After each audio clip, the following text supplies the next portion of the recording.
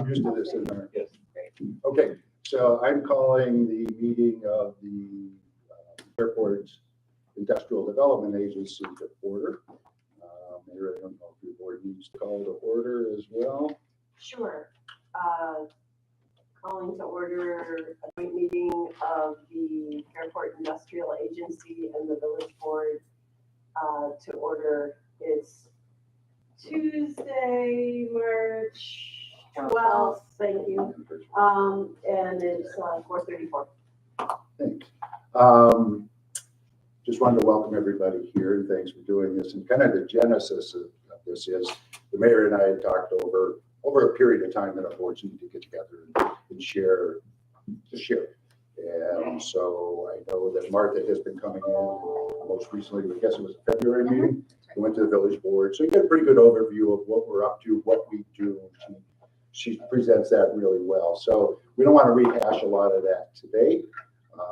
So this is just more to talk about our goals and our focuses and support and communication, collaboration. You'll hear those words a lot as it comes up and we talk about it. So with that, I'd like everyone to introduce themselves and a little bit about them. I'll start.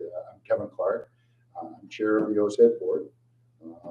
Longtime village board member, deputy mayor over 25 years or something crazy like that. Also served time on planning and zoning boards as well. I've been with IDA since I think 2000. So, yeah. Thank you. Really. So whoever wants to, do you want to do our board first? I'm Leslie White. I've been on the OCED board since 2019, far less than Kevin, of course. But I worked at the University of Rochester Medical Center. I worked in the communications department there. I also served on the village board for 8 years. I was on the cable commission. I served in the partnership in the Chamber of Commerce. And by far, my crowning achievement was my Girl Scout troop.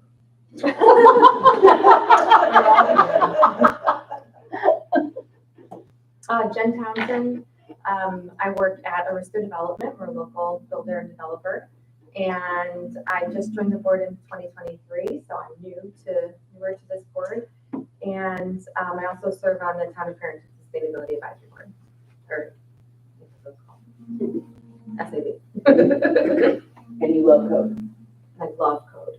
Love it. I'm like a code nerd. I was originally an attorney. I don't practice law anymore, so I love any analysis of code. And And then we met. That's why I'm like, you're supposed to Yeah. on your Well, team. There's lots of resources in the village and we're very blessed, but I think the way we structure things now is the best to keep us agile moving forward and give everybody's voice equal and level playing field. So, I like it. Not the quality code fashion. yeah. Right. And Jen's also a fairly new resident to the village. You moved on to Yes. Yeah, we just West renovated. Street. Major renovation, which was quite a project. You just renovated. I feel like I saw on Facebook. Did you do something to your house too? Barn. A barn, yeah. You probably are you on Instagram? Yeah, it was something on social media I saw post about it. This old house, Fairport Edition. Yeah, okay. And usually my husband is going between that and Laura DiCaprio. Is that the right last name? No. Who's at the Deland house on the corner. The two of them are like, okay, you gotta go for this and you gotta go get this. And so that's, yeah. Our barn is done. We're on our last two projects for the outside of the house. Nice. For this year. People for the landscaping come back tomorrow. 8:15. Not that you're counting down or anything. Well, the project that she's citing was the one I was talking about this morning. It was a oil mine project, and while it's a wonderful job that they did on our barn, it was supposed to take, I think, 2 or 3 weeks, and it took 4 or 5 months. And we now have a barn that will last another 100 years. It's not going anywhere. It's not going anywhere. I was gonna say, seems like a rule of thumb, it'll take longer and be a little bit more expensive than you think. All things. We know nothing about that. I'm Rob Gentner. Good to meet some new faces. I've been on OCED for 8 years, I believe, at this point. Lifelong Fairportian, class of '96, and Fairport has been home for much of my life. Brooklyn stole my heart for about 5 years, and then family pulled me back up this way, and thankfully so. But spent some time on the planning board, and then enjoyed my time on serving the community on OCED. I'm on Potter, and got 2 little boys, and they consume a lot of fun free time. But happy to be here with you guys and have this conversation. I'm Jill Wiedrick. I'm a village planner. I've been in local government for 18 years. And I've served as a senior planner in Genesee County. I was manager of zoning for the city of Rochester, and my last gig was assistant city manager for the city of Batavia. So I've been around the block. I've done a lot. I am a resident of the village. We're really happy because we stayed in one place for a whole year.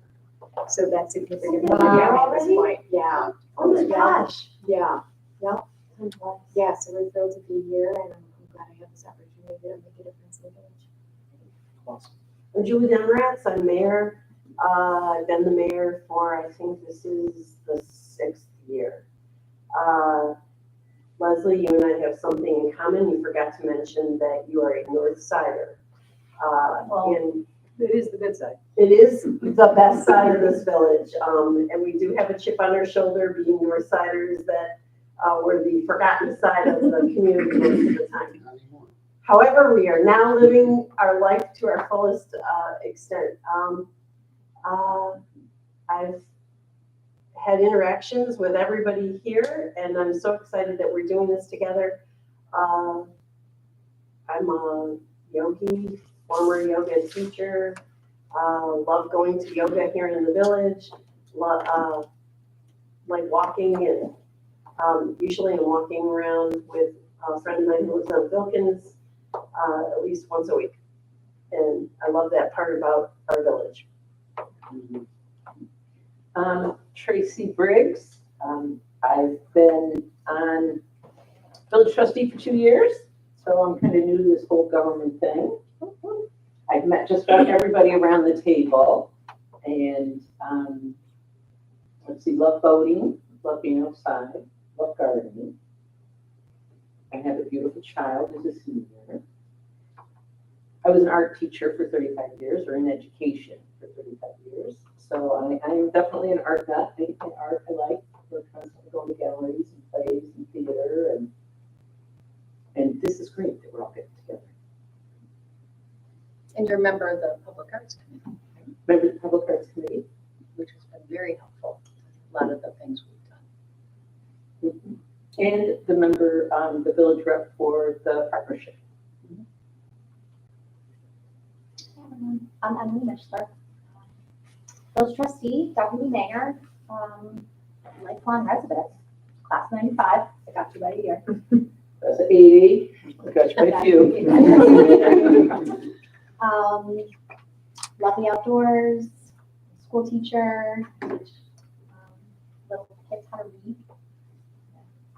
When they leave me, they know how to read. They come in not knowing how to read, and then when they leave, they can read. So it's an incredibly fulfilling job.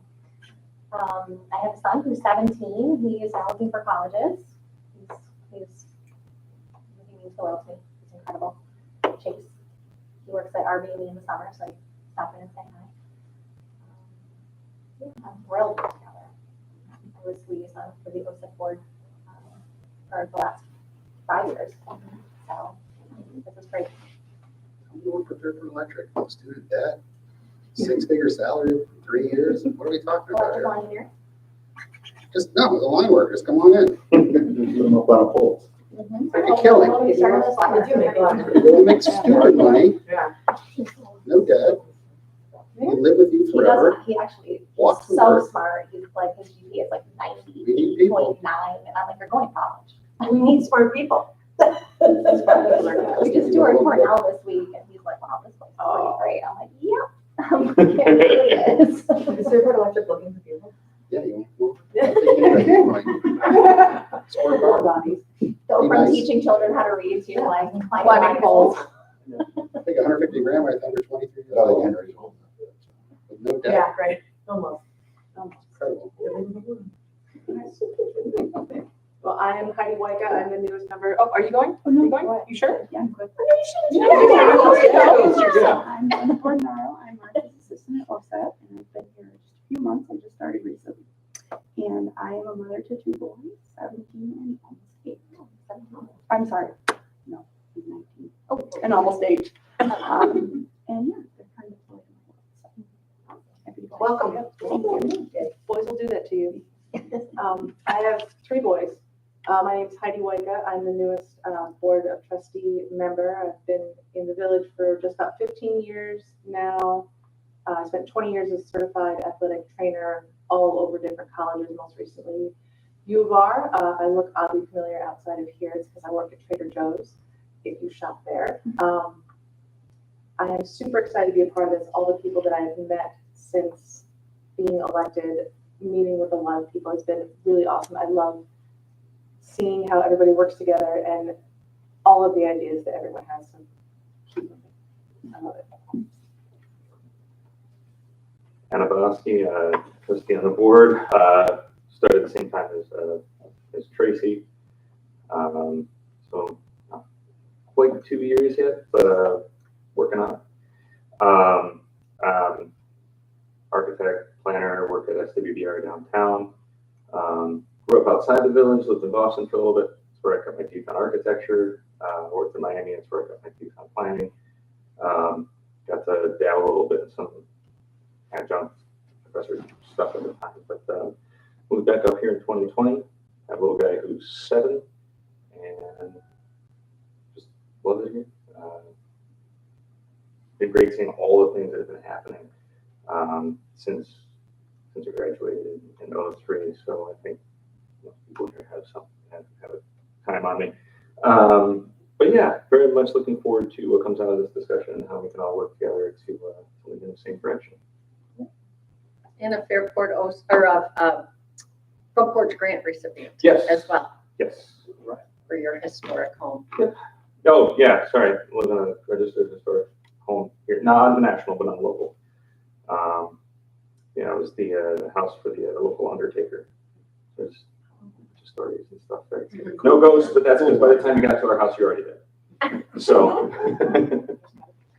we did get a chance to see, though, when we would go on walks, the progress on the renovations. Yeah. For your house there. The truck's outside forever, mine. No, it's fine. We kept being like, ooh, what are they doing? What are they doing? So, yeah.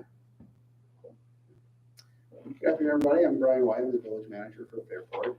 Been here a little over 10 years. I love this community and so glad to be here raising my family and my kids. I've been in local government for about 21 years. I have 2 boys. They're all consuming, right? If you're not here, you're doing that or taxiing them around to the next sporting event. But I do love it. I love part of it. I try to coach or at least be an assistant coach for everything that they do. And it's more about just being with them and seeing what was going on and being a part of it. So that's been great.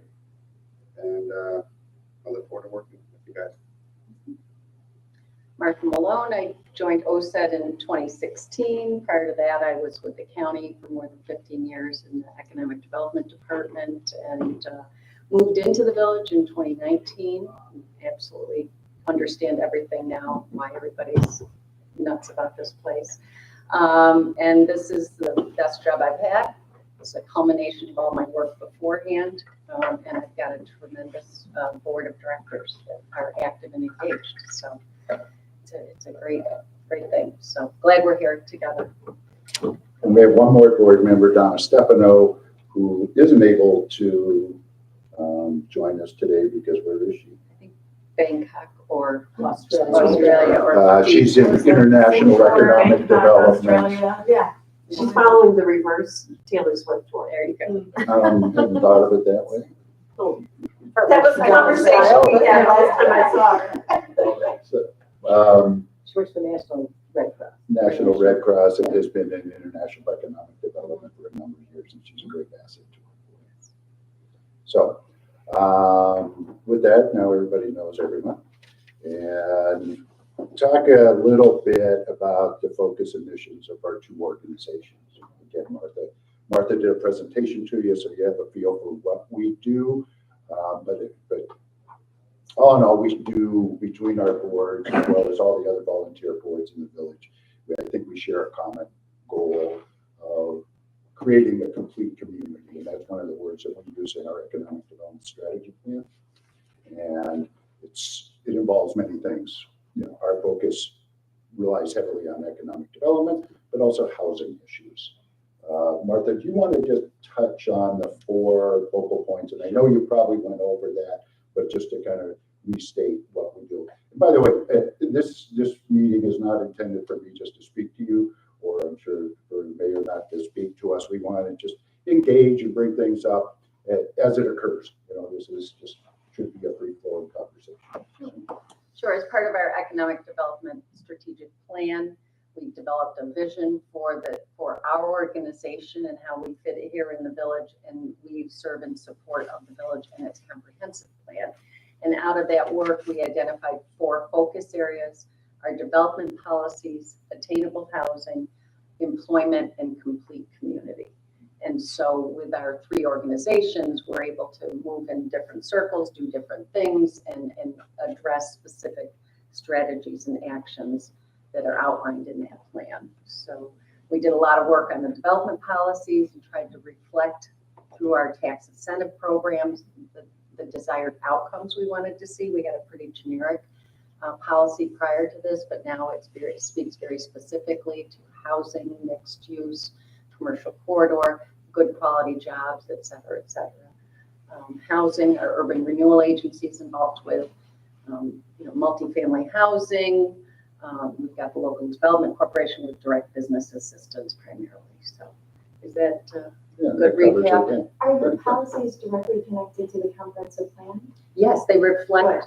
Yes, they're. Yeah, that was the first, when our consultant came in to do that plan, that was one of the first things he was given, was a copy of the village's updated comprehensive plan.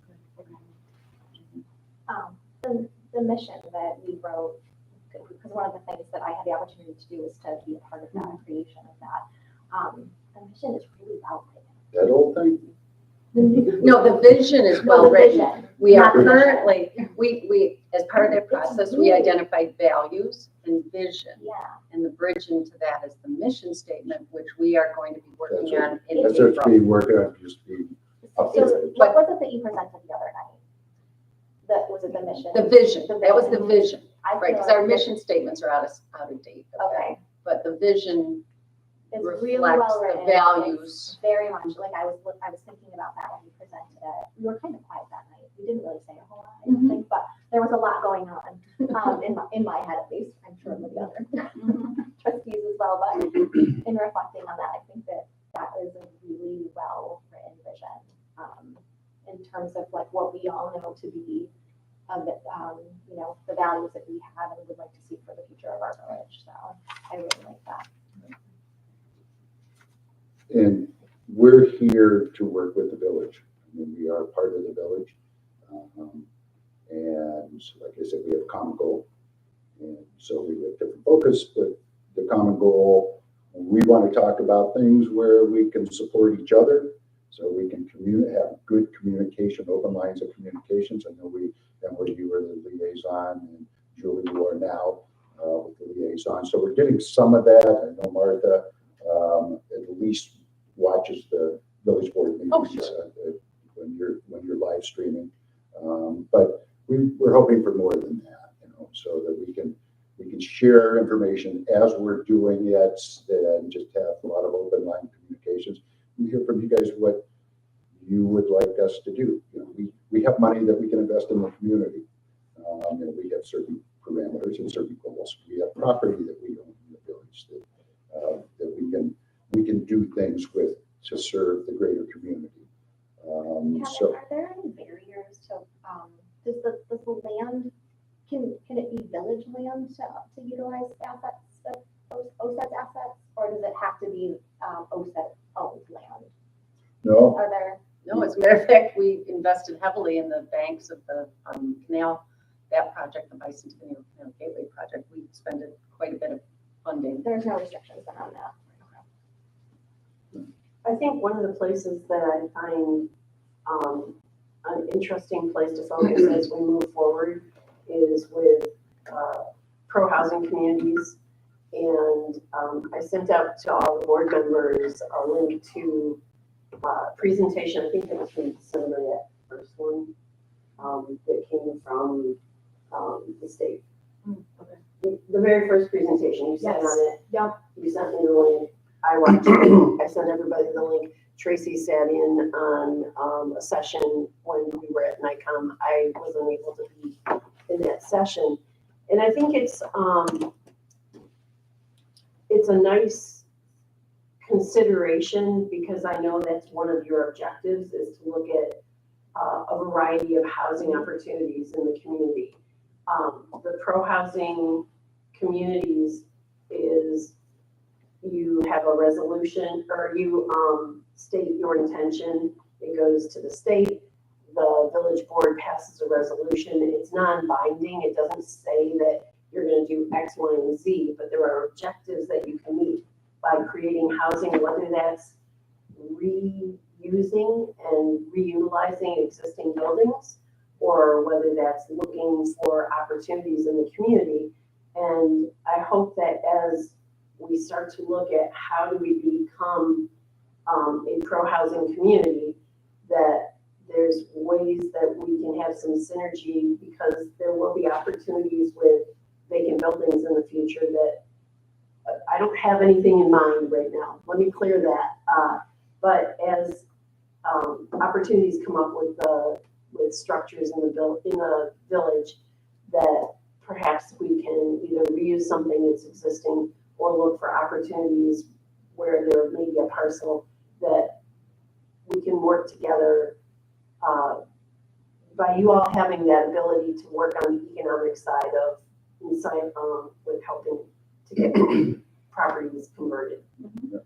That was like a long, got stuck in the middle. No, it's a great point because that is one of our focal points. And one of the things we have done to that effect was as we updated our policies, our UTEP, and we have tried to incentivize reuse of properties.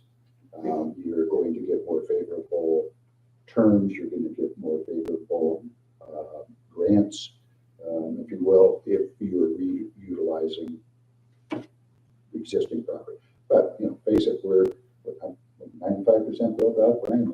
What's our number? I mean, it's some crazy number like that. Not much there. We're not going to come in and build another Infill or reuse, subdivision. yeah, that's what we do.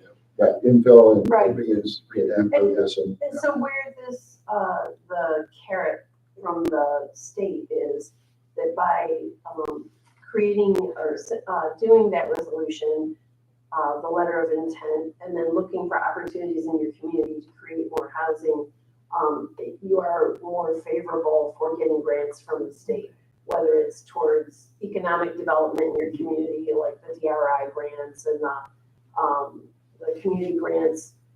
But I'm hoping that as time progresses, there are grants that become more available towards creating the housing versus just, I want to go get the $5 million grant to revitalize Main Street. That's not what we really need. To get that housing going is grants that help builders create housing that's not $500,000 for a house. But it doesn't mean also low income and everything. Yeah, it's We a refer to it variety. as attainable. There's Attainable. a Attainable is wide very- variety of stuff that you can do. And Martha took me in a tour with her to home leasing. And certainly I'm hoping that there are opportunities in that vein to create attainable housing that may be at multiple price points within a particular site that can create opportunities for people in this community. Right now, we don't have housing that's available for people who want to work here to be able to afford to work here. It's a big challenge. Yeah. And I think that's a place where I see an opportunity for us as the village and you as members of OCED to work together on that particular item. And anything that we can help with from, Jill's working on zoning, but Jill is also my go-to, like, Jill, what should we do to get ourselves registered for this pro-housing community? And anything that we can do to obtain those kinds of grants from the state that would help with that. I think Sure. it's the place where there's that. Absolutely, because that is a focal point of ours. Rob kind of has grabbed the housing part of our discussions a lot, so I don't know. Yeah, we talk a lot about exactly what you just said, Mayor, in regards to how can the folks that work here and not like a white collar job in mind, right, but a holistic approach of any job in this village. How can we ensure that like those folks have there's a space for them, or there's a space for a single mom with a couple of kids that want to live and bring them to Fairport schools, right? As we proudly talk about our strong school system. How can we make it so that it's an affordable way to do it? There's a house or apartment, there's a fit that's attainable for them. So there are challenges. I mean, it's a hard thing to square away. We think a lot about how can we incentivize our property owners that are landlords, right? So it doesn't have to be a single family home, right? And what's the right way? How can we accommodate various needs and various incomes so that it is as well-rounded of a community as we want it, as we get here. As we start going to this zoning book update, I'm sure there's very specific things that we could look at in terms of zoning that would. So yes and no. Zoning isn't dictating the price point for any sort of housing structure, but it potentially creates the environment to have better opportunities for financing. So multifamily homes, typically there's a better structure to have an affordable component to that. So the zoning code will set up the scenario, but it's not dictating whether those units are affordable or workforce or whatever that may look like. One of the things I guess I have a question for OCED is, has it been explored to sort of put a carrot out there and a little bit of a stick too, that when we have somebody here that's looking to develop residential units, a certain percentage be set aside for quote unquote affordable, and if they are unwilling to do that, they have to pay some sort of dollar figure, whatever that might look like. The code or our policy don't currently incorporate that, but that is absolutely something we could investigate for sure. I've had conversations with colleagues across the state, and that's something that there's people are really looking into that. Right, at the county IDA level, they do that. Right, and the city is looking at it as well. So I think that would be something that's worth considering, because that plays into the zoning code update, right? We're going to hopefully create opportunities for different types of units. I think Fairport, as we mentioned, it is almost 95% built out. And so I've mentioned to our state folks, we're seeing a lot of units be created in the city and elsewhere. That's just not an option for us, right? If we create 2 units in a year, that's significant. So there has to be a conversation with anybody that's financing things. How do we also support our naturally occurring affordable housing, which is a lot of the housing in the village? If you think a lot of people now are looking at homes that are 2,000 square feet and greater, ours typically are smaller than that, right? So we have to figure out how do we support people to either remain in their homes or maintain their homes. And I know that OCED does have some programs for that. It would be helpful if there was more of a push to educate people about that. So I didn't know that they existed until I looked at the website to see, okay, what is on the menu? So I think if there could be some marketing push, and maybe you're already doing it or you have something planned, to have those conversations with people so that we're maintaining our existing housing stock. We've got infrastructure. Which is one of our goals, maintaining housing stock. Yeah, that's a big deal for a place that's developed. And so we have an opportunity to do that. And I think the state probably will start acknowledging that there's communities like ours that we're not going to build 50 new units a year. And so they're looking for us to create the environment through code requirements that are supportive of housing, but the code doesn't build houses, it doesn't force people to build things. It creates the environment for that. Well, with the carrot part of that, we are providing incentives for reuse of properties, but we encourage mixed-use development. If you're doing mixed use, that's going to be a higher, better deal than you would get if they were just going to go all commercial. So we try to encourage that. And just as a reminder, Martha probably went over that in her presentation, but through our urban renewal agency with Section 8 housing, we have so many vouchers. We have almost 500 vouchers available, but that covers a broad area. That's not only the village of Fairport, that goes to eastern Monroe County and probably even into Wayne County a little bit. However, that said, if I'm not mistaken, I think is it 42 vouchers within the village? Correct. So within the village, there's 42 units that people are receiving vouchers for. The problem we're running into is getting landlords, having people that will accept Section 8. And we're saying, why not?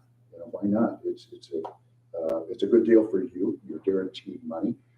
So when Rob mentioned the landlords and trying to get them together, we've started a program, actually Martha and Jen Sturgis, who runs our housing department, have put together a program for incentivizing landlords to get involved in Section 8. She's had some roundtable discussions. We have given out a bonus to come to our meeting and give out a bonus if you sign up some Section 8 people. We've actually, and that's worked. With some of our apartment complexes here, we just took on one new apartment building that is going to join the program. So that's a real benefit. That has been what we've been pushing more so than designating certain amounts of any particular project to be deemed important, which is a difficult term. Exactly, and one of the things that I've spoke with our consultant about through the zoning code update is I don't like to use any of those terms. Affordable workforce housing is housing, right? And so what we're looking to create is the opportunity for diversity of housing, because that small apartment is desired by not only maybe somebody that has the resources, but also somebody that doesn't. But we're also seeing, and I think this is general in New York State, that older folks that maybe the kids are gone, they're staying in that larger house because they want to remain in the community and there's nowhere for them to go. And so the code is going to look to create those opportunities for people to remain in the community and allow them for other families to come in. So it's figuring out how do we create that situation so that new families are moving in, but people that have been here and want to remain here are able to do so. So I think anything that OCED can do to help us with that process, because again, the zoning code can't force people to do it or have those conversations, but we can set up that scenario. I think that this topic is super important to me. I'm a renter. And the property that I live in is owned by Michael Newcomb, who's an incredible asset to this community. He owns a ton of properties that are super well cared for. And just in my home alone, I have a situation that you described. There's a retired couple that live below me, and they only live there part of the year. They rent the apartment for the entire year. They have a whole other home somewhere else, and they want to be here in the winter months, and they're terrific. Yeah, I was going to say the winter. They actually want to be here in the winter. I say the summer. Oh, they have summer property. Don't think that's not my plan. So the situation that you described. I'm one of those. I sold our big old house and moved into a rental property on the canal, and it just works perfect. So housing is, I love that statement. Housing is housing, and it's a diversity for all different situations, all different stages of life. And it's a really important topic. There was just the other side that I had some friends, went to high school with. They wanted to relocate back up here, and they rented for a year. They wanted like a condo or something small or whatever. They ended up buying a 5-bedroom house, and they're empty nesters because they wanted to be in the village, and they could. And that was the availability for them. That's what they could. The only thing you could really get. Right, just stay in the village, So it's like, wow. Yeah. So again, going back, that's why we kind of call it attainable. So that if somebody, whatever their circumstance, there is something out there that we're not going to be able to provide for everybody. We're a small community. There was an interesting topic brought up last night at our village board meeting by two residents. I don't know if you had a chance to watch the footage last night, but these short-term housing rentals that are becoming short-term housing rentals in our community. They certainly have a purpose, but I think it's going to become an important topic for us to decide how many is too many. There's pros and cons to those short-term rentals. They're certainly taking up housing for residents who live here, want to live here and be a part of the community. And the resident that spoke last night mentioned that there are actually 3 that just have popped up on one street alone in our village. So this is something I think that is important that for us to get ahead of, because as soon as they become that, then there's less for what we know is important. A great resource for that is Pam Renfro. Yes. And I've had some conversations with her, and she gave me a list. I have it in my notebook. And there's probably, and these were a huge stack of companies that have bought houses in the last 3 months. And I went through and it was like, oh, these 5 houses in the village in the last 3 months have been bought by companies. And one of the issues is we don't have a hotel. Right. And we don't have an inn anymore. So, there's a need, and when there's a need, people find a way. So. Yeah, I think coming in from like a builder perspective, that like if you were going to buy a property and invest, in it, with the cost of construction and everything being so high, what would you be looking at for your municipality to provide or zoning? And it sounds like we've had like everything, the zoning changed to create that ability to have density without having to jump through hoops, as we all know is huge and beneficial and costly for somebody coming in. Financial incentives that OCED can provide, and we have to balance that with the requirement of having affordable, because it's just so hard to develop some of these properties to make them work, where having a requirement for price point, I'm not saying you shouldn't do it, should, but I think it makes sense to have it tag along with a financial incentive above and beyond what you'd be getting. But then that makes sense. We're not building the 150 unit places like going on Fairport This Road small and Jefferson. scale incremental We don't have, approach. so if you get percentages, it gets out of whack. Right, you're like 5 units, like you can't make one affordable. It's just impossible to do. If you want to make it look pretty on the outside, you want the landscaping and all. If So you what want we to want people to do. make the units similar and Yeah. quality. Yeah. So I think there's a That's where I balance. think, I'm hoping that New York State, if they continue to push on this housing criteria, that they have to develop some sort of incentives for people, even in these small circumstances, to be able to develop, but not have to have a 200 unit situation. Yeah, or even, rentals right now are like $2,000 a month. Oh, yeah. And it's not a big rental. Start there. Start there. That's good. There is no New York Start State there. financial incentive for small scale incremental renewable. It's, That's There what I is was one. about to say. It's all geared for like 80 plus. There's nothing for infill reuse, this sort of boutique approach that we need for our community. There is nothing available, and we spoke with folks from leasing and Pastone to try to talk about how we can navigate New York State to utilize incentives for incremental development and small scale, so you can keep it beautiful within the community, but at that scale, that's where I think as Understandable. elected officials, we can take those messages back to the state. So they heard from us last year when it was like, here's my plan and you're gonna stick to my zoning plan. right.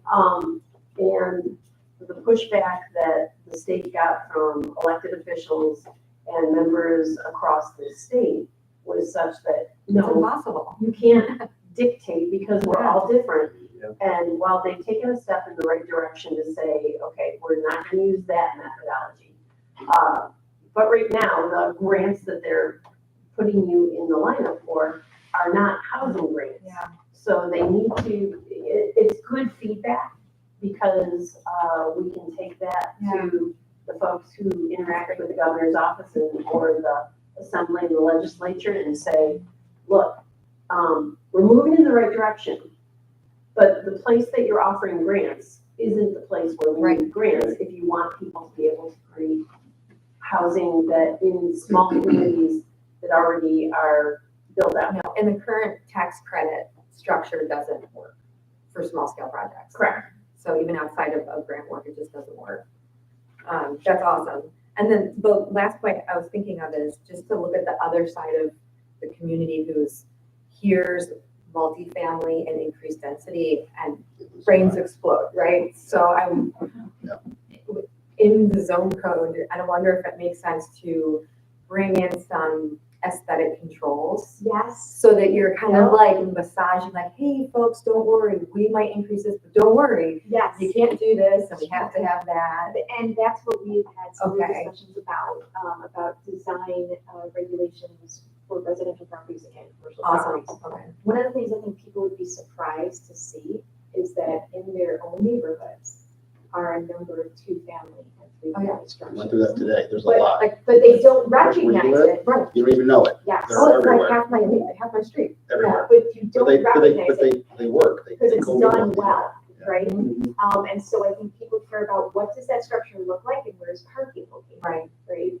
So we're gonna have a lot of conversations about this, and talk about, well, what do people want to see? Yeah. Because, we talk about moving towards more of a form-based code where it's not focused on what that use is, but what it looks like. Right. And I think in general, most people, when they drive around any community, their first reaction is what it looks like. Yeah. They're not going, oh, how many two families are here? You don't even know. You don't care. No, Yeah. right. And so I think once, we start having conversations and we share some of these maps with folks, I think they're going to be really surprised. And I hope it'll bring some comfort to them knowing that, okay, we can have this mix of uses, I don't even know it.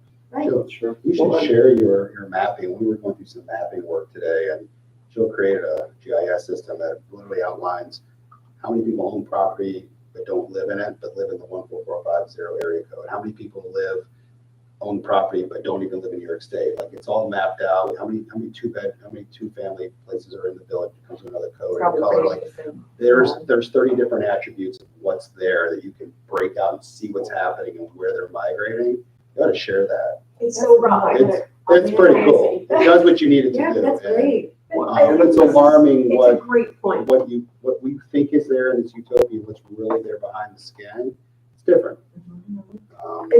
It's the same point, what you just brought up and what you just brought up is the same point that when you presented that I bring up about Crosman all the time. Because people have in their mind that Section 8 housing is some dump on some street and that you wouldn't want to live near it. Right. And I talk about Crosman all the time because it's down the street. It's part of my neighborhood. There are a lot of multifamily houses or doubles. So if I guess I'm out of code too because it's a double. It's not a multifamily. That are grandfathered in on my street alone, and I live on a beautiful street. They're some of the best neighbors. They're like out through. I mean, it's the best. All Yeah. the two-family houses. There are people all over the board. There are people who I know that have a single-family house, and I'm like, really? Yeah. You doing that? And there are people who we have an apartment on our house, and believe me, Brian sees what our house looks like, at least when it wasn't under construction. You'd never know that it's a two-family home. You don't know. Well, Yeah, I think I that know. is- So you told me you had a renter. Yeah. I know, but Well, I mean, what's great about this too, especially when we start getting into the character and the form of it, it's actually going back to a point in time. Like, we had a tradition of doing that for centuries. And then when we started shifting how coding worked, we oversimplified it and we took out some of that flexibility. And really what excites me about this is we have the ability to recognize what we do have and recognize the tradition that we used to have, building our towns and our villages just throughout the country, and unlocking that again, unlocking the potential for a property owner to, if they want to do a duplex, great. If not, they don't have to. Nobody's forcing you to. But yeah, like for example, my dad, they lived in a duplex, and they had renters. And when I lived in Boston, it was the same story. You know, it was a house somebody raised their kids in. They didn't need the whole space, and so we lived below them. I made sure the place was shoveled because they're getting older, and you hear somebody take a fall, and you help them out, and all that stuff can continue. So. I want to caution that updating the zoning code is not the panacea, right? Oh, yeah. So, I'm just saying it unlocks an ability to do yeah, something. it's a component of the whole story, and Adam and I could talk about this probably for 4 or 5 hours. But when we started with, having putting in code, which is very much dividing up those uses, but there was also some cultural components to that, why we did that, some transportation components. And so there's this whole long story. Zoning is part of our history and has the opportunity to change how we grow and think about things. But, it's just like we talk about systems being racist, but it's really people being racist, right? And it's people that have an impact on how we live and the uses that we choose and all of that. So there's all of these things the zoning code is a component of. I think when we talk about it, Tracy, please. But that's what was brought up by the neighbors on Roselawn. It's like we're losing our sense of neighborhood with all of the short terms. It's like we don't know if these houses are vacant, they're not families in them. Yeah, I think it's And that was a real concern that they were having. They're like, our neighborhood's changing. We're getting too many short-term rentals and losing that sense of neighborhood. And I think their concern is legitimate. That the trick there is it's a very interesting needle to thread, legally speaking, right? How do you do that without it being a takings, which is technically illegal? Which is what? So like they call it a takings. In other words, you own the property, and if it's allowed, if I say you can't do something to that property, I am taking away the value of that property from you. And so there needs to be sometimes there's a compensation to that. I know you've looked into it as well. I've asked some other legal minds, like, what's the difference between this and somebody else who's renting and long-term versus short-term, and what somebody can and can't do with their property, and how does this nuance get written? And kind of the legal answer right now is there's been some courts that have cited the Commerce Clause, saying that you can't regulate interstate, and so there's that concern. Yeah. That's really weird, because that's almost like, as long as they're staying in state, you can regulate it all you want, but as soon as they move out of state, you can't. There are concerns about that, but I think as far as the taking, we technically do takings all the time with and the courts will oftentimes look at it and say, okay, have you removed every bit of value from this property? And as long as they're still able to do uses, so we're never going to say there are absolutely no uses in this district. As long as there's some use, it's not up to the municipality to ensure that we're creating value for your property. You don't have to maximize the use of the property. Correct. Right. You just have to allow something there. Oh. So I don't think that the courts would view that as a taking if we decided to regulate in that means. But the regulation, what does that look like? And do we already have something on those books to address those concerns? Typically, when you have short-term rentals and there's dissatisfaction about something associated with it, it's related to things that we already have the ability to regulate. So people say they're parking on their lawn, they're too loud, there's trash all over the place. Those are all things that we already regulate through code. And so code enforcement and the police department have the ability to respond to those things. So the question becomes, are there elements of this practice that rise above what we are already regulating? So there's a lot that goes into it, and it's not easy. And, there's some municipalities have done a CFO process, some allow, different things to happen. I don't know that we're at that tipping point yet, but it's something we have to keep our eye on and ensure that the codes that are already in place are doing what we need them to do. So I provided my card to the residents that were there yesterday. I haven't heard from them yet, but I'm hoping to, so we can find out what are the issues here. I would say over and above what we can regulate with our village code would be that sense of community. And I don't know how do you Yeah, the zoning code doesn't create community like plan. measurable So, amount to that. I don't know yeah, how so, to do and that. that's sort of hard, but perhaps we can, find some sort of, opportunity for, conversation. And we can go from there. Because that one woman said, I think they both said, we don't mind rentals in any way. It's like rental people are fine. They come in, they say, then you still get that sense of community and neighborhood. And it's when it goes to the short term that it's like, we don't know what's going on. These houses are empty, strangers show up, and she's like, this one woman was like, I don't know who's living next door to me. I get different people all the time. It's kind of nervous, to know. When you're in the village and you're used to that sense, it's different, yeah.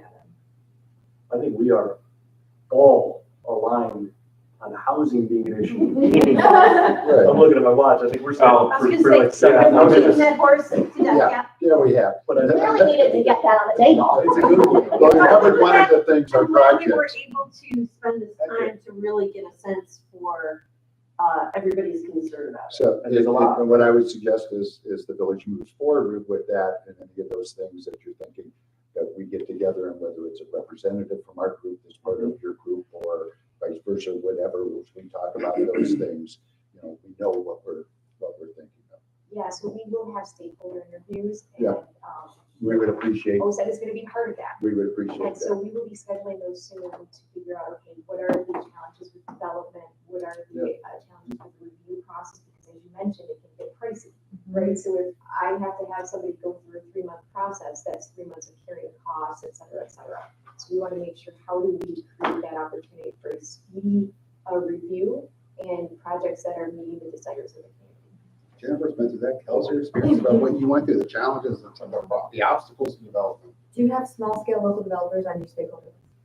I'm gonna be reaching out to a couple of folks. Cool.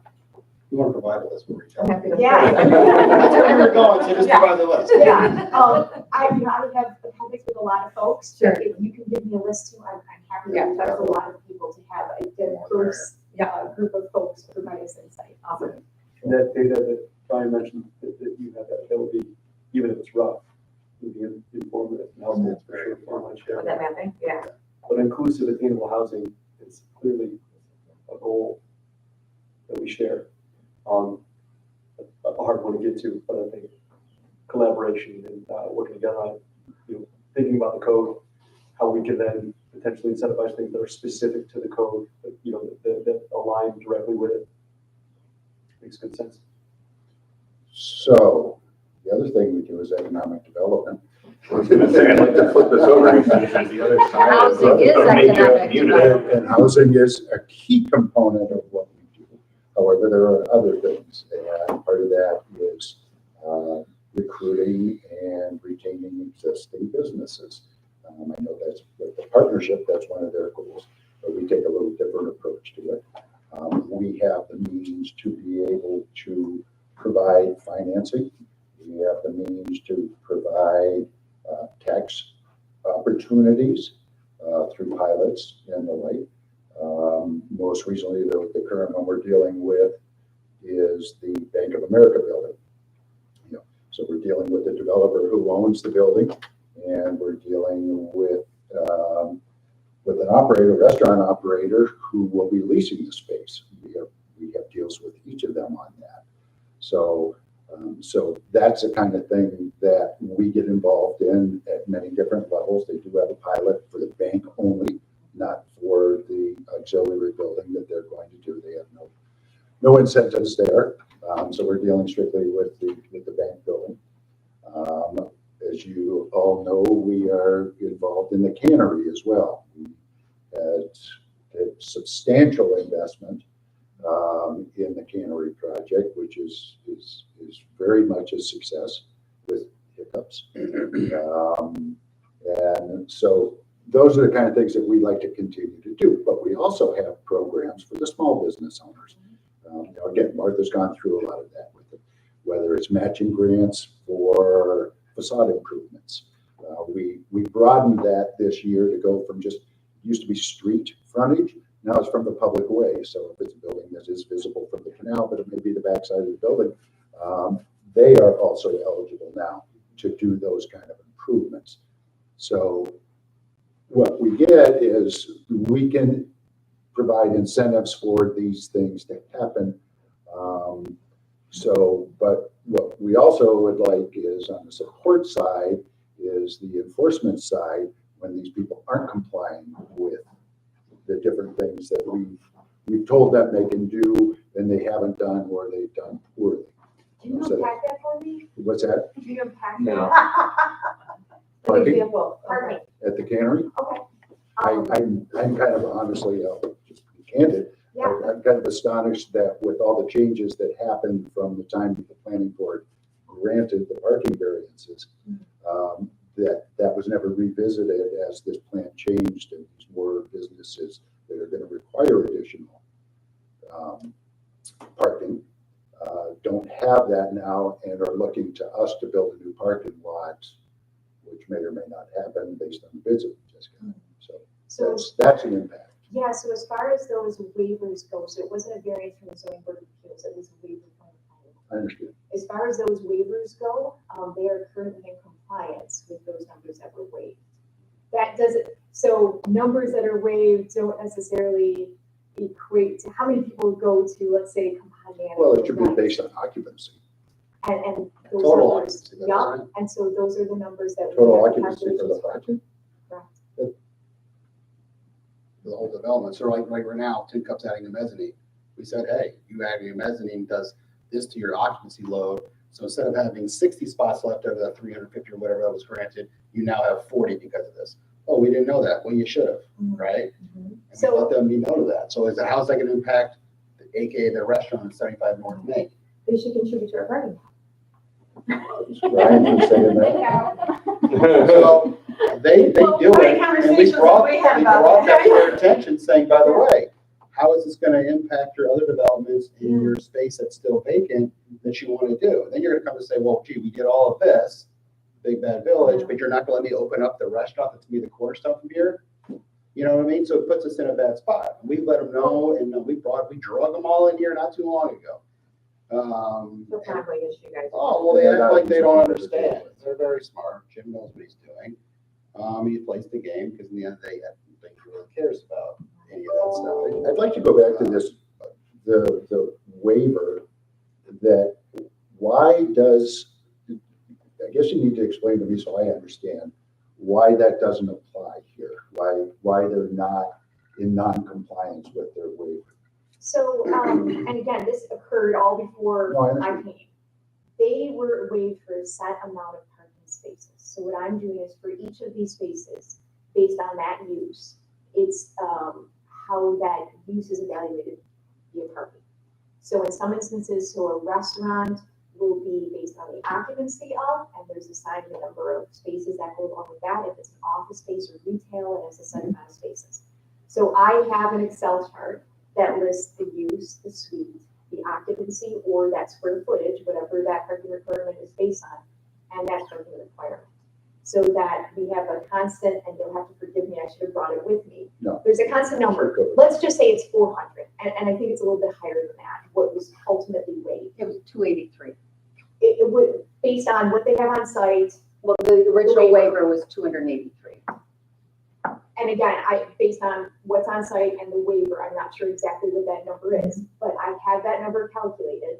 And so each time they have a new business in there, those spaces are eliminated from that overall number. So they then it's communicated to them, you have X number of spaces left. You have to figure out. So they have not exceeded the waiver They have space? not. That shocks me. Because there are existing vacancies. You're not taking into account the vacant space that was presented as a restaurant and would have required 60 spaces is counting as 0 in her spreadsheet. So every time they come in and it's a building permit for a new space, Mark and I are looking at that and evaluating the space and that removing the parking required from that overall number. So I've communicated to them that at some point, if they decide that they're, I don't know, putting in a large restaurant and they exceed that number, they have to come back to the planning board and update that waiver. So, For me, I'm almost militant when a board makes a decision. It is my role to ensure that that decision is carried out. And so I almost function like the police, because to me, that's all we have, right? And so they know that if they go over that number, they get to go speak to the But planning that's what's board. gonna happen. To the point I was gonna say is, they're gonna go over it. This is where they're at. Look at what we've done. You need to grant us some more and basically wash that. So the big bad village conversation. That's what's gonna happen here, and it's unfortunate. But a lot of it's developer knowing, hey, where's your strategy? Where do you want to go? How many spaces do you want to put in here? What are your types of uses? Understand the confines of which you got to live in. I just think the fact of the matter is he knows it's going to get what he wants to get, and I'll worry about the next week when the next week comes. And regardless, I mean, we even said, I think we, Smoking Hot Chicks closed, those spaces came back onto the tally. Well, when you added the mezzanine to Tin Cup, and if you look at those plans, it's quite extensive. It's not 20 people sitting up there drinking an extra beer. Well, that's taking away from whoever's the cowboy bar that's going to go in there, right? So it's all that's going into play. Are they close to going over that? They have 70 spaces left. And depending on what they do with those two front areas, we'll see where they get at. But it's been communicated to them consistently. So it's a to be determined situation. Correct. So 70 spaces, does that accommodate the fact that yes, those two front spaces are empty, but so is Smoking Hot Chicks? Smoking Hot Chicks, because we were notified that there was going to be use that was going to be using the same floor plan, they're factored into that calculation. So it sounds like there's an opportunity should they go over. Like, so I know from a developer perspective, you're gonna, like, so for example, we want to develop a certain area, the town says, great, put in a sidewalk or pay a sidewalk. Like, you have to just pay for stuff. So like, if there's, I mean, Really, incentive zoning is. Well, incentive zoning, or it can also be called as doing something for the public good. Or it goes under secret because it's a safety issue. But Right, the code and it's but the code isn't structured that way, and secret doesn't allow you to force somebody to do an action like that. No, but now that they're looking for a waiver from that, maybe that's your carrot. Say, hey, now you need to contribute to a parking lot, or you need to do this. Right, or whatever. yeah, say like from the OCED point of view. Yeah. Or even for the village, Your ability to make They that. can't do that. So if I understand, our zoning code is going to be doing a parking analysis, Correct. and it's going to be looking at the spring, it's going to be looking at the summer. Right. Which, by the way, we have done one and we provided our. Oh, we did a bit of it, circulation yeah. Well, so plan, so. did they cover the whole village? No. Right, so this one It is was in Northwest Boston. This is Northwest Boston. So it's looking at, and I think it's really smart that they're doing it in the spring, in the summer, because you get a sense of who's using what, where, and when, at different points of the year. We can tell you who's using the cannery lot and our North Main Street parking lot at different times of the day. Well, it's, and that's fine. The whole village site. I'm Yeah. wondering, I know we're all talking about this one parcel. Which is the problem. I think mean, there's I can tell you, I walk on Friday Still would nights. have Well, I know too. what What I'm saying is, that the area thing is, for I walk the those streets, business that's what I owners hear. refuse I to- listen to the tenants of that building say, where a restaurant will lose business because somebody drives in, can't find a place to park, they leave. Now, other people will, other businesses that walk to and stuff like that, but there's certain businesses that lose based on traffic saying, I can't park here, I'm going. So one of the things that I've I mean, it's suggested real. to the, and I've suggested to the property owner as well as tenants of those spaces, that they sign parking agreements or create some sort of parking opportunity with the paved areas around there. There's a church within walking distance that has probably 200 parking spaces that is set up for an incredible ballet experience, right? So they need to think about, okay, there's a lot of paved space surrounding me. How can I best use this? Which is a mindset that I think they're not accustomed to using.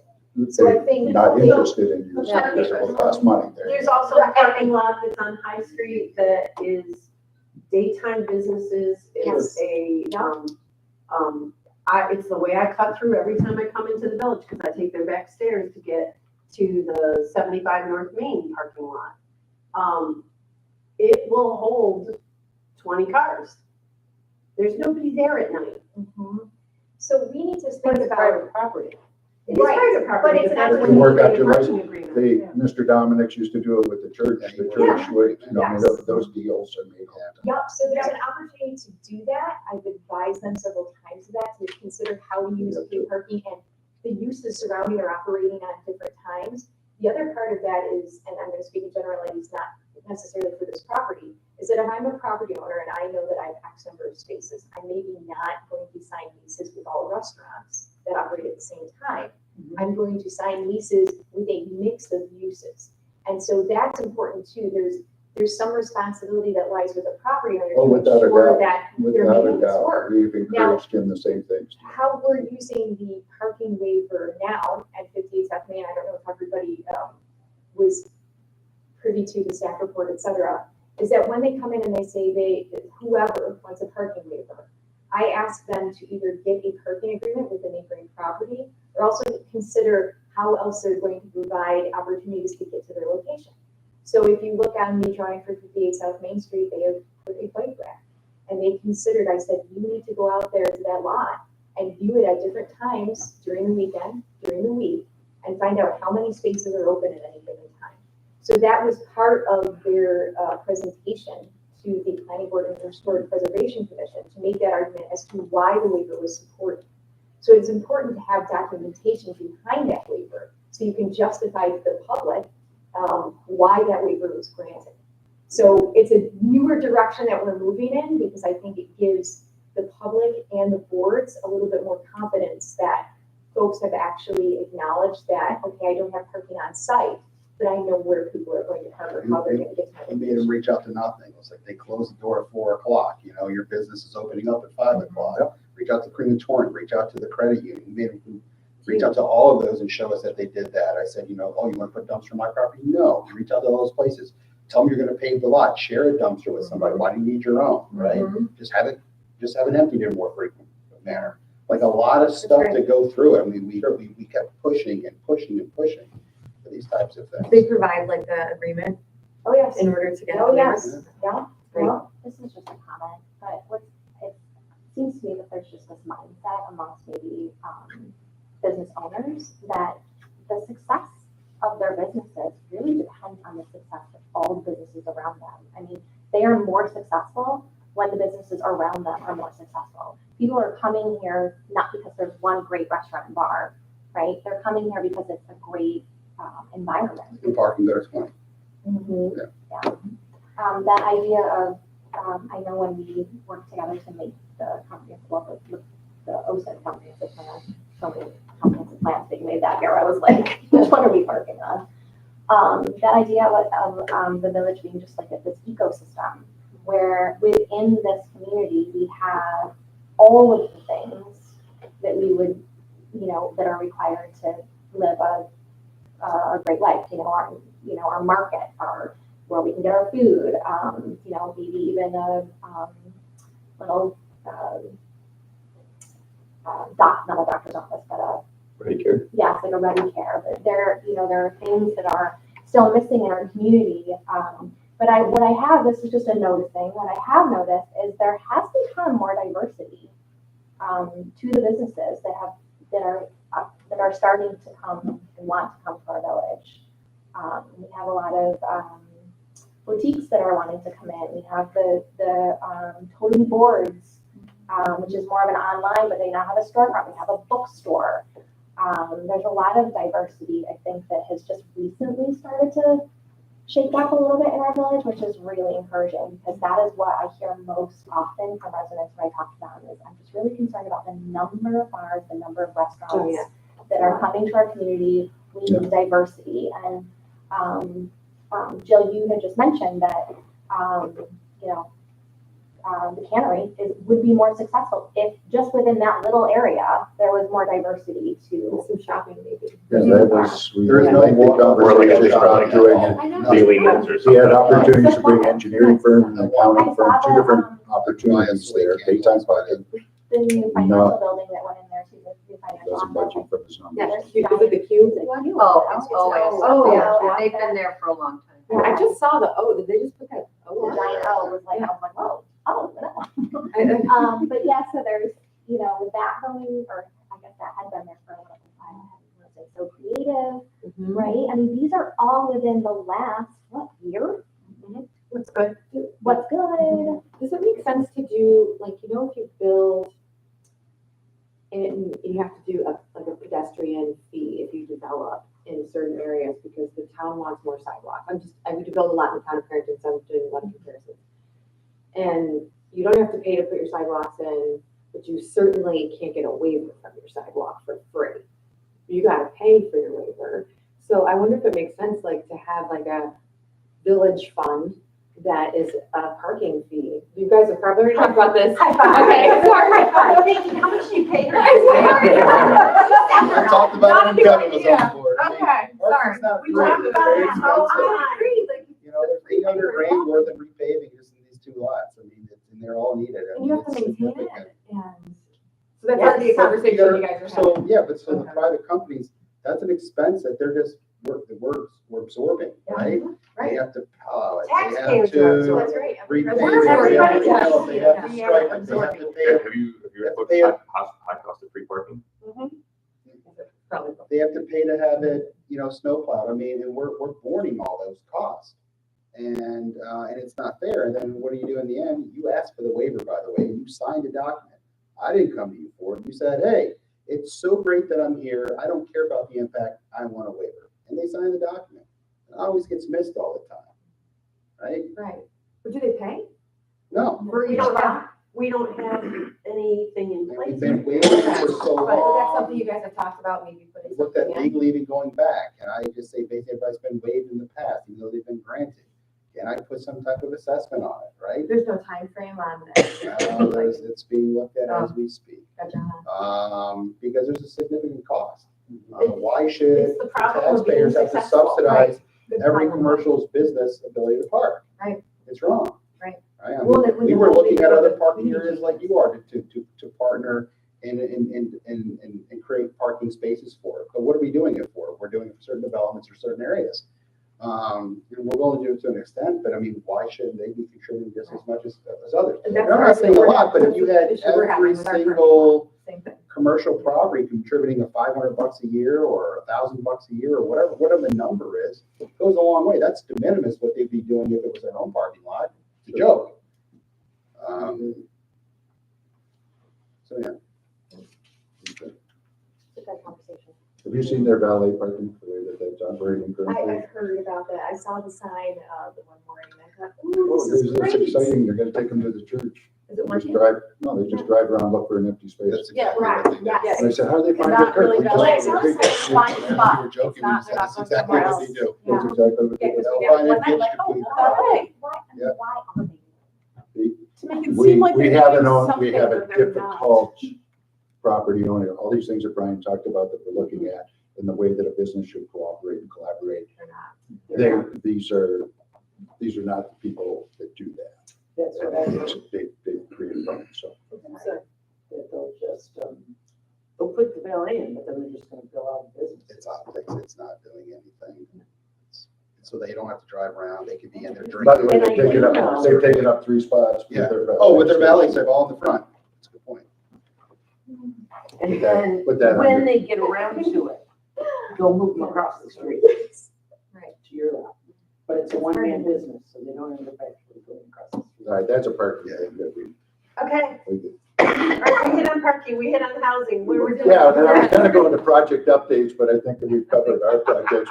We did receive bids for the expansion of that parking lot up there that is very challenging for us, and our board has not yet discussed. We've just got the bids in on Friday, and we'll be to discuss it. And it's really expensive, and I don't know that we can work with, I don't know if we can build that. We'll discuss that, but it's just, this is money that comes 100% out of our pocket. There's no grant, there's no, and as Brian said, the village would work with us as long as the developer had some interest in it. I think we may have one more card to play with him, because so far he offered to provide construction management services, which is nothing, and he looked at redesigning our parking lot. We just put in a parking field with no regard to aesthetics or how traffic flows or anything like that. Well, we can put a car here, we can put a car, so no, thank you. That's like the whole project of looking, on the south side of the railroad tracks. Yeah, we want to do something, but the problem is we don't own We these all talked properties. about that in 2019. And I don't want to work with a landlord that's not great, and there's just a lot of things. And, if we want to even go further, east into your OSED lot, if there's an opportunity to keep going, we contribute, that's fine, but there just needs to be a holistic approach to it. It's not just going to be taxpayers. Your money's taxpayer dollars too. It's the same thing. Call it a pilot, but it's the same thing. And we're subsidizing these businesses and they're just doing whatever they want, taking advantage of it and doing this while they do it. I have an issue with that. So we've talked about this. It's a hard thing to support and stand behind and champion when that's the reality that we're being faced. And by the way, this project has gone through 3 different ownership groups since the project was approved. So we need a creative way to get some leverage on them. Like, so if anybody has any ideas, We have one. Okay, if we just chain off. I don't know, did Nancy, are we still talking about the cannon? We're talking about parking. Parking. Last year at Canal Days, Bright Start, that's right up there. Right. Talking to the man, and I'm like, hey, how many parking spots do you got? 60 whatever, and I'm like, would you ever rent it out? And we got talking because he's like, my kids do this and they get to keep the money, but one's having a baby, one's in a wedding. And I'm like, yeah, your kids are letting you down. He called me back 6 months later, sat down with Nancy at the partnership. He wants to use that as valet. For a fee. Spaces available. For a fee, I'm Pay sure. for it. They don't want to pay for it. Yeah, That's right. what we just were discussing. Yeah, they carry folks over the cost of providing parking elsewhere. It's not free. They want the landlord to pay for it. Well, What? The landlord wants Landlord more others. One's Yeah. tenants or someone else to pay for it. And what it ultimately comes down to is village residents end up picking up the tab for all of this parking for businesses because it's village residents who pay the taxes that end up, or we have to figure out how we're gonna redo the parking lot across the street or any of those other parking lots and the work that OCED's trying to do that ultimately comes from tax dollars that are through the pilot programs. And it's village residents are subsidizing businesses throughout this community from a parking perspective. And it's not sustainable long-term with the success of the businesses. And then they can't even find spots to park if they want. And there's spots too. I mean, there are spots. If you park So here, it's a you park marketing here all thing, the time, too. you walk over there, it's 8 minutes, it's nothing. But, and I get it, we had a meeting this morning by the canal, meeting with the canal board and some other folks, and Mark was there. We sat there for 45 minutes, whatever. It's amazing. They drove right between us and a car. There was like 3 feet of room, 3 people over that corridor to go park right next to Ricky's door when they passed up 80 parking Yeah, there were, spots the whole right parking there. lot was, the whole other side of the parking I lot was just couldn't empty. believe it. That is the mentality, they'll keep driving around till they get that spot. I thought it was a joke there. I thought we were on camera or something like this is weird. Like, what do we have? 980 spots? Yeah. Yeah. 980, almost 1,000 free public parking spots in a village of 5,000. We used to. Think about that for a As second. we were growing, we used to. What about parking turnout is a great population? problem to have. It's a great It still habit to have. is. It is. But You there's should- also a tipping. But there's a cost. Yeah, you shouldn't apologize for it. It's fantastic. When I hear people whine about it, it's like, it's a great thing. I'm sorry, we've hit a saturation point, but people still come and that's what they're gonna do, and that's great. It's better than not having A it. lot of the people that go to the cannery Uber, the younger people. and just- Oh, yeah. I know a guy that walks down there sometimes, but It it is a beautiful You problem. can have more fun if you walk. I do, and see. Good night doesn't You're have not to do walking it. uphill. But it's, no, well, both ways. But a problem worth attacking, right? Like, it is a beautiful problem that many communities If we would are kill to for, and we continue should try to to solve. grow, we have to figure out some sort of solution because without a solution, we'll just Right, continue. and I in kind the of cycle. like where Jen was going with it, and Jill and Brian, the conversation about fees that we charge the developers. Yeah, maybe like an annual, like. Well, that's the ongoing. annual. I Yeah. think you should charge it with every sign request too. But again, part of that is there's very few of those Lots of good. projects of that magnitude. So, Mm. but anyway, that's like the direction you're going with that. The other little project we have, Mark, and again, Martha probably mentioned it, is that Thomas Creek wetlands. We're taking bids next 22nd. 22nd on improving the entranceway to that. That should be a nice little asset. And it'll be coordinated with the Lickbridge Lane East project at the villages. We'll have contractors work together. Yeah. Okay, so which is great. That's the kind of stuff we need to make sure that is happening with the collaboration, and that when we're thinking about a project, you guys know about it and have the opportunity to comment. I know DPW will look at plans and stuff, but want to make sure that that is a good process and that process is working so that we can do that. Yeah, they should be starting there in the next couple of weeks. I think our target date is April 1 for both projects. Next couple of weeks. That came up, it makes me, that part of the conversation makes me think of the conversation we had when we were talking about the parking lot and how we're considering the investment in helping to be a kind of a pressure release valve across the street and inviting more traffic, foot traffic that is parked, that is then going to be invited across the street to go back towards those businesses. And the safety factor and the streetscape planning and like how all of this needs to be a more collaborative conversation, because it's something has to give in regards to more parking, et cetera, smart parking. But as we do so, then you've got people. Some of our study data informed what you would think, right? People are parking on the east side of the street, and they're not walking up the high street. They're walking over at the light where there's a crosswalk. Right? They're walking straight across. Yeah. So when we think about the streetscape and the village plans for that, all of this kind of they commingle, right? And they smartly. And the challenges then come with arguing with the DOT about how Sure. you're going to manage those Right. things. Maybe like crosswalks. Yep. So maybe that's a good segue into talking We about did that yet? segue into streetscape and just update from the village perspective. So, and yeah. what we can do to support or collaborate. Yeah. So that project is slated to commence in April-ish 25, so next spring. They are finalizing. It's been so much slow, and we've had to acquire some property in the right-of-way, easements, permanent easements for not just access, but owning those. The right-of-way does this when it should be straight.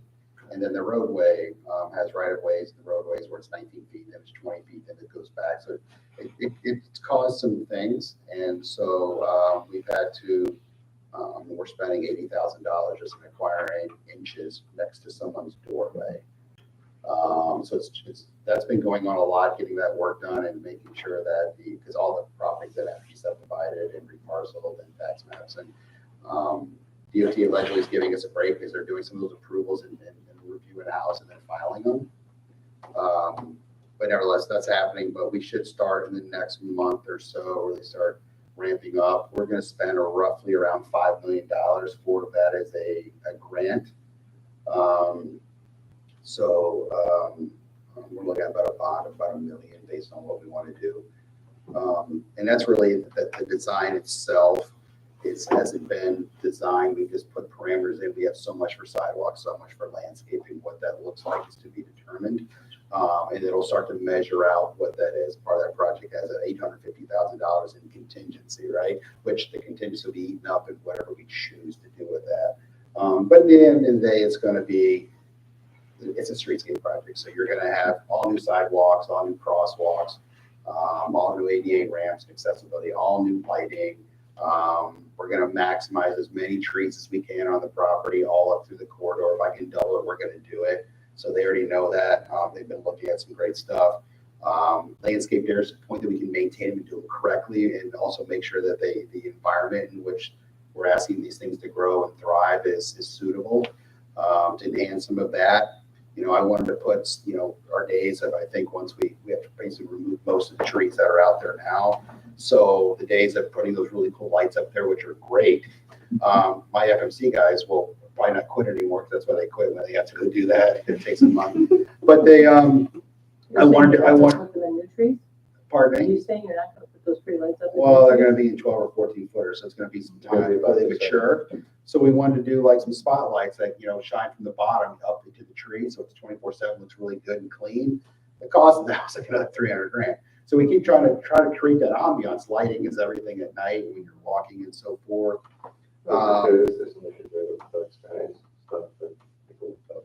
So, but nevertheless, so we're just talking about various things and what are those options. But in the end, that's what it's going to be, whether it looks this way, looks that way, whatever. But, we're not going to go put red brick up and down the whole thing. It's just a cost factor at that point, right? We're doing the curb. This is what I was gonna get to. The curbs are going to stay. Some will be reset. Yeah, because you're gonna get rid of some curb cuts.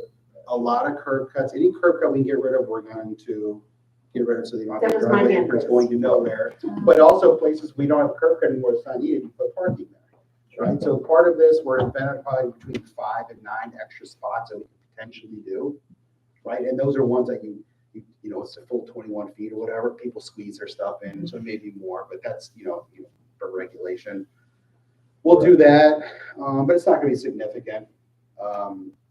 But that's what we're looking at doing, and it's an April to November project, on how we do that. And you guys all know, I think Thomas Creek is the bridge or culvert or whatever you want to call it, is being replaced the day after Canal Days for approximately 120 days. North Main Street will be closed to vehicle access. You can still walk and ride your bike through there and so forth on the east side of the road near the Mercantile, but you won't be able to drive through there. You can get to everywhere, right?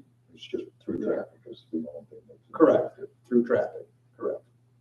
We'll have the same tour route that we did for when the bridge was on high, the Turk, onto the church and back up. And nothing closes, and even for the Main Street project, nothing closes. I mean, the only day that a business may be closed is the day we pour concrete directly in front of your place. Other than that, I mean, will it be an orange cone?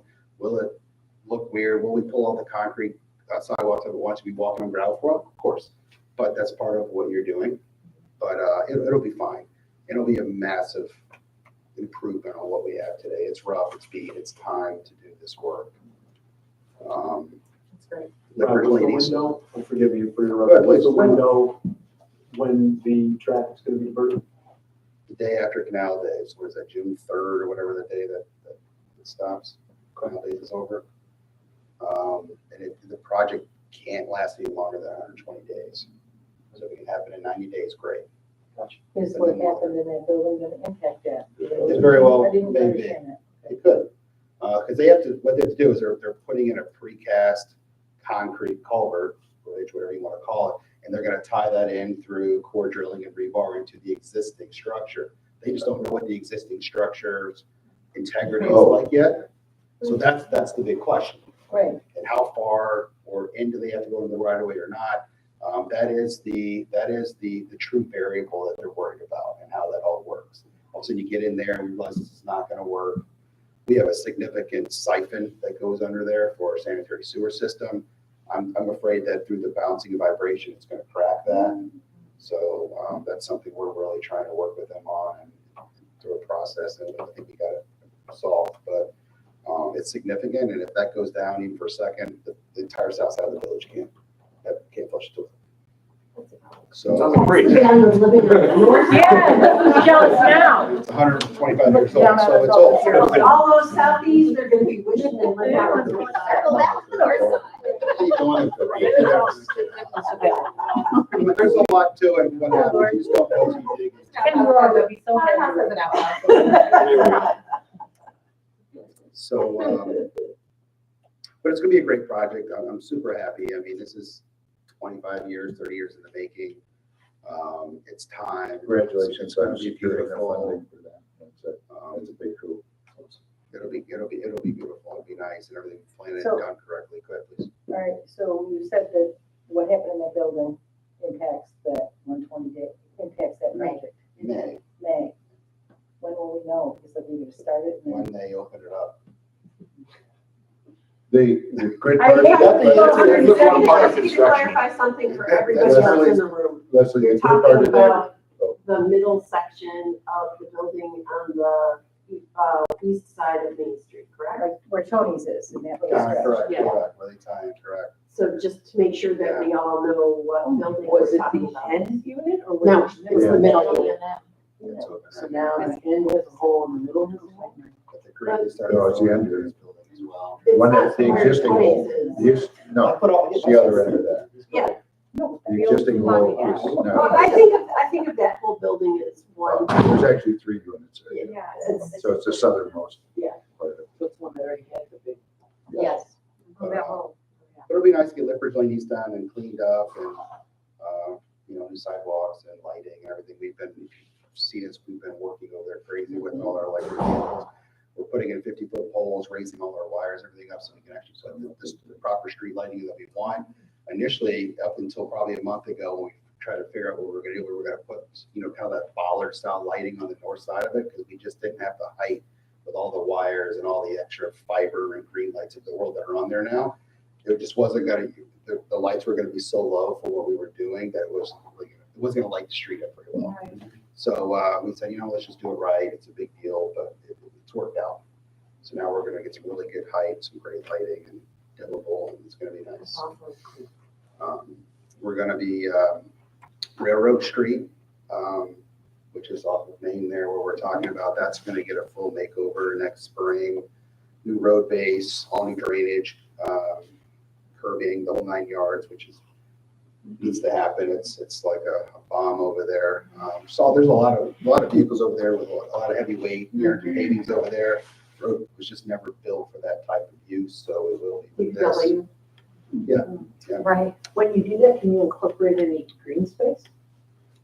No. When you talk about it just being this warehouse, I was walking over there a couple weeks ago, there's no green, there's Yeah. no It's just nothing. parking lot to street. It Right, really and is. it's just- So the north side of it is gonna be, we're gonna work out something where Chris Costa's building is and so forth. And, he parks at our property right now. We're either gonna lease and or sell him that 10-foot right away so he can actually pave that, do that correctly and provide proper parking for his tenants. And we'll just have a maintenance agreement with him so we can access utilities and those types of things.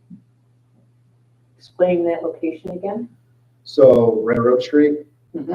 on the north side of Railroad Street is Chris Costa's development where like Spotlight's at and some other businesses, the pottery Didn't know shop. he owned all that. Yeah, he owns that. Replaced, yeah. From like the road edge to the buildings, just say it's 10 or 12 feet. And right now, that's de facto parking for visitors and shop owners over there, but we own the property. And if you see the parking, it's just really beat up and nasty and so forth. But we're not gonna pave that for private property for his thing. So we're gonna work out something where he can do that legally, have a license agreement, make sure that it works out. It's not a big deal. And then pave the whole area and make sure the drainage is good and everything right now too. There's no sense of paving. And when's that project happening? That's probably, because it hasn't been bid yet, the designs are not done, but it'll probably be starting sometime next April, May, along with 25. Briggs Avenue. So during the street Wow, there's a lot project, going that's gonna go on on. too. Oh my gosh. It's not a big project, it's not gonna take a lot. Briggs will be redone, Summit's gonna be redone. A lot of storm work being done over there. The storm sewer system in this village is really, really bad, like really bad, especially your neighborhood, but it's all over. The worst neighborhood, if you can believe it, it's the 60s neighborhood, like Winding Brook and so forth. The whole thing is shot. All of it was done with corrugated pipe. It's supposed to be in the ground for 5 years. It's been there for 50 now. It's really, really bad. It's the worst. And then the whole street surface over there is really bad. Can you put the creek back in? Do what? There's a creek. Winding Brook, it's all, as we grew up, that's all open. There's a huge creek through the whole thing.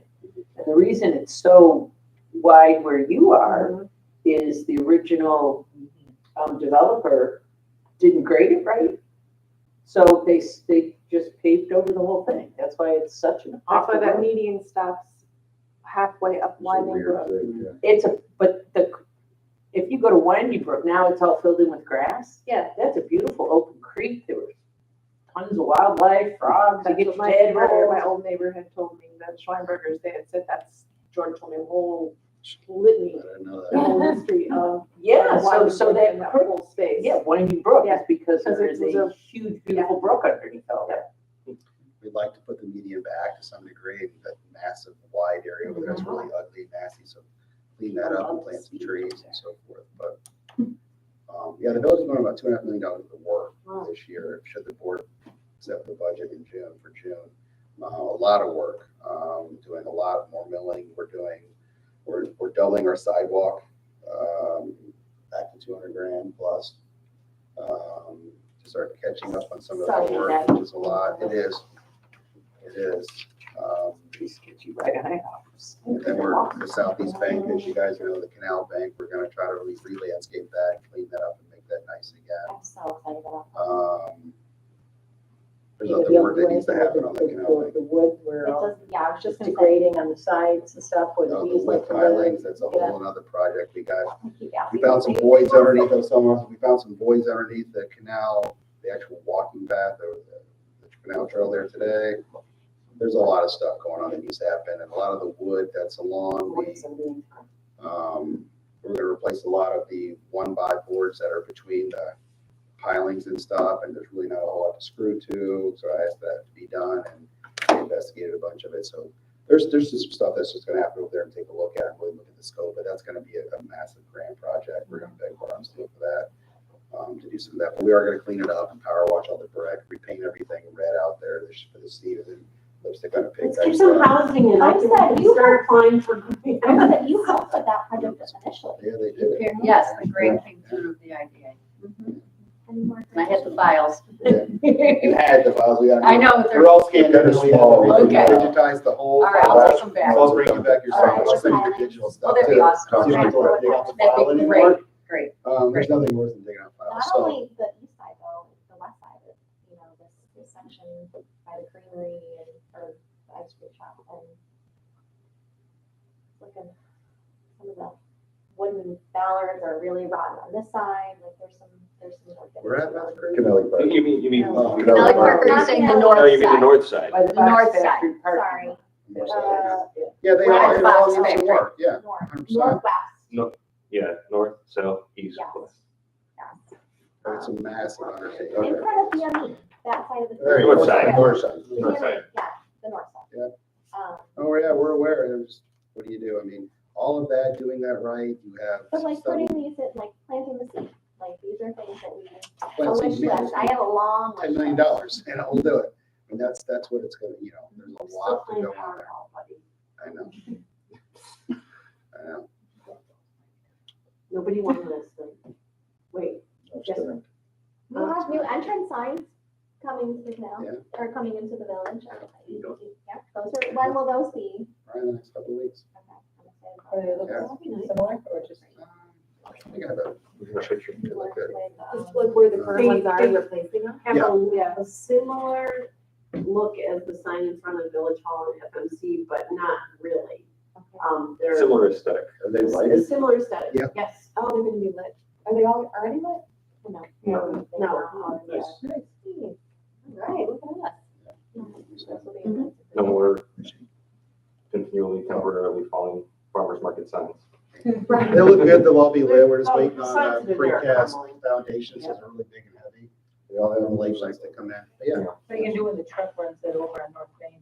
Pick it up and buy another one, just like we do with the current ones we You know, when do. they're turning, they hit that thing at least once. every Well, we're year. pushing it a little further down so it doesn't happen. It's, but yeah, that whole truck path is what, 30 feet right there, isn't I it? know. Yeah. Like, oh, I- sorry. Well, we quit Try it replacing again. the sides, the street side, I just quit replacing. Every time we replace within a week, they are crumpled up like they can again, because the pole is so close to the road there. We get the same thing on the Church Street side over here when they have to make that turn. They hit the pet crossing thing, and I'll go up to it one day, like, why come it's not looking at me? It's been pushed and turned around. Yeah, oh. It never ends. I mean, gonna be timekeeper. All right, It's not so we've covered a lot of ground here, and our things that kind of, the agenda items have all kind of come together as we talk through different things. But I would like to give an opportunity for anybody at this table that wants to add anything that we haven't covered, some of the questions that they have, just have a little opportunity for that. I don't think anybody mentioned the public meeting for the zoning code update. Oh, At 7 o'clock here. So this will, May 20th, at 7 o'clock in the village courtroom. Probably. And that'll be the first opportunity for a discussion with the public about, the code. Are there any public meetings for streetscape going to be? It's at 7, yeah, but there'll be tons of them. Would that be summer, fall? I'm hoping in the next 4 to 6 weeks, we start doing that.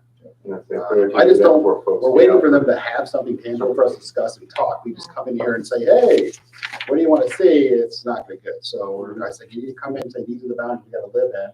This is what we can and cannot play with. Now, let's get your markers out, right? So that's what they're working on. Good, so. Trees and the get big rid of haircuts. reaction time. Yeah, more Yeah. trees. Oh, yeah, oh, yeah.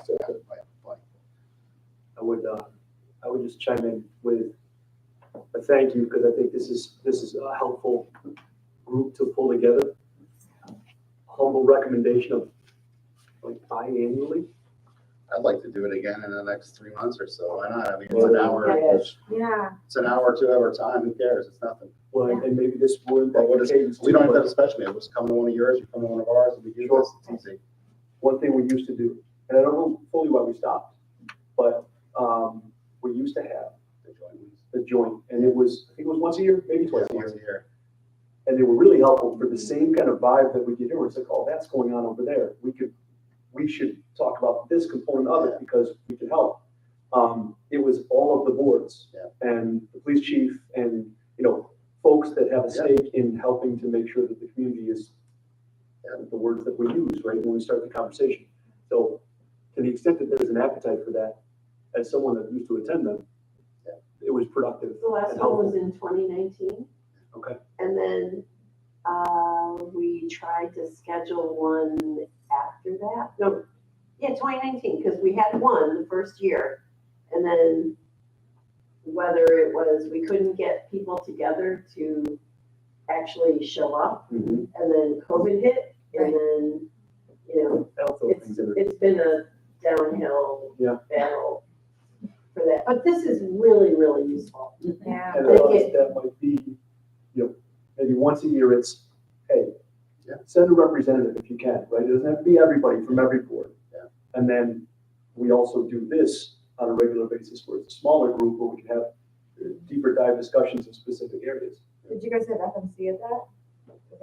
We had all our management team and then all The commissioners were there. Everybody was there, yeah. It was great. But it was it was almost more report out, right? And there would be some discussion, but it was more. It was more, this is what we're doing. Yeah. But it was great because you'd walk out of it with a better understanding of, hey, we're both marching towards a similar goal. Let's collaborate and share. Well, I think it's great to have both boards here. I think it's also really very helpful to have Martha, Brian, Jill, Jenna, sorry. But especially the people who are doing the day-to-day activities. Doing the do. Versus, we come together for meetings, but we're not here 7 days a week. 5 days a week. And I do work 7 days. I know. I know you do. Because when you're doing bedtime stories, you're talking about zoning. You sure are. The kids must hate you. Funny enough, Jolene said to me that she wanted to be a princess, and I said, well, we gotta think outside the box, we get princesses. And she said, I want to be a planner like Mom, and I want to work for the village. So Jolene is the next planner, so I'm trying to. How old is she? It's just session. I don't know how By old 6, I want to be the village manager. I would never let my kids it's good. I don't know how villages do it without an OSED. I mean, I They don't. really They don't. don't. They You strive really still. don't. We have so many more resources than other I mean, folks. it is just, Sure. it is incredible. And I There's a don't lot of think, foresight a lot of years ago. Yes. There was. well, it's. Fairport Electric, Yeah. River That's the other Renewal. piece. We're full service community. You just don't see that a lot. I mean, we were talking this morning, you got Village Hall being run by 3 people in there, you know? It's not their fault. I mean, you just don't have the time, the energy, the acumen, the proper people in the right chair. You just don't have it. And it's not their fault. It's just the way it is. And so they just live within their means and things just don't happen or don't happen as quickly. It's tough. We saw it when Spencerport and Fairport had the bridge at the same time.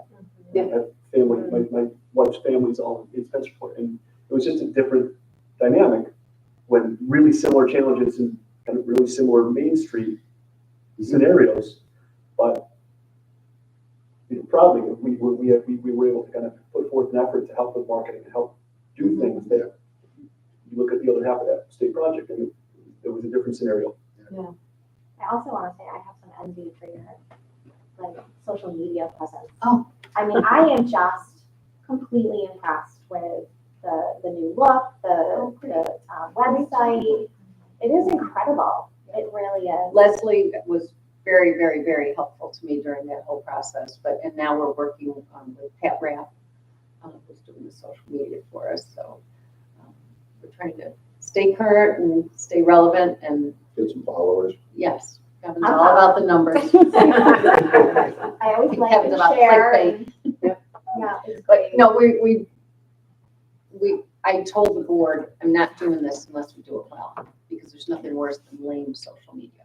Sure. So I've got their commitment. Well, honestly, it's been your social media that has, you know, I haven't been able to have coffee with you as much as I was, and so the social media piece, I even though I've missed the time, Yes. like I feel still connected because I'm constantly getting really good stuff. Great. Really good. Good, that's good to hear.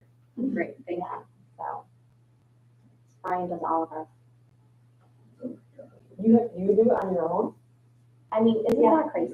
Yeah, good friends. We do a lot. But it's a lot. I mean, I'm not saying that you don't do a good job. Oh, I no, just we do what we don't can, know. you know, but it's a lot and, you know, you try to do it and there's sometimes you think, oh man, I wish I would have done that 3 days ago. But then I don't want to get this mindset like every time you do something, you gotta like throw it in your face, like kumbaya, you know, Reposting's good. you know, but you do that, just trying to stay relevant and do it. But it took us forever. Like people aren't interested in government related sites. It's just not interesting. Well, also, I mean, we have like 7,000 followers for a community of 5,000, which is pretty good. What's that? I don't know if you know. Kevin, I heard your wife is a good photographer. She's an amazing photographer. We were just talking about that. So, Yeah. There you go. and she's in the village. As long as there's a palm tree in the picture. Well, this is really terrific. Yeah. Very, very grateful for all of you. So what are we talking about? Quarterly? I would agree. I like Quarterly? Brian's at 3 weeks. I would only because there's so much going on. either quarterly or maybe 3 times a year. Every 4 months. Spring, summer, and fall. And I would consider this spring. Winter. Yeah. I'm not coming anyway. You're not here, so. Maybe the next one's at like a brewery or something versus this boring room. Well, we're live public meetings. Oh, you can come too. Right, says now you're telling. They have my So much for candor. All right, anything else from anybody? I want to thank everybody too. It's been And remind productive. everyone, our meetings are Tuesdays at 4:30. Monday. Monday. Oh, sorry, Monday. Our next meeting is Monday. Okay. The I'll be meeting, there. the week following your meeting, those Mondays for it. And we're always welcome. And, yeah, we're the third Monday. So everyone's always welcome. Our meetings are all open. We may have an occasional executive session, as you do, but for the most part. But yeah, this is good. So now we have a feel for how things can go between us, and we know we can talk We can all about get 3 issues. Right. Yeah, you know, so we provide agendas, so we'll kind of let it flow. So, cool. Thank you. Well, thanks, everybody. Thank you. So I will adjourn the meeting of the IDA. Do we need a motion or anything like that on our end? We will after the All in favor? Yeah. Aye. Second, Jennifer, Aye. Firsting in favor. Okay. Okay. So you guys do it. Come on, somebody. I need a motion to adjourn. So moved. Heidi was first, Angela second. Sounds good. We need to do. All in favor? Aye. Aye.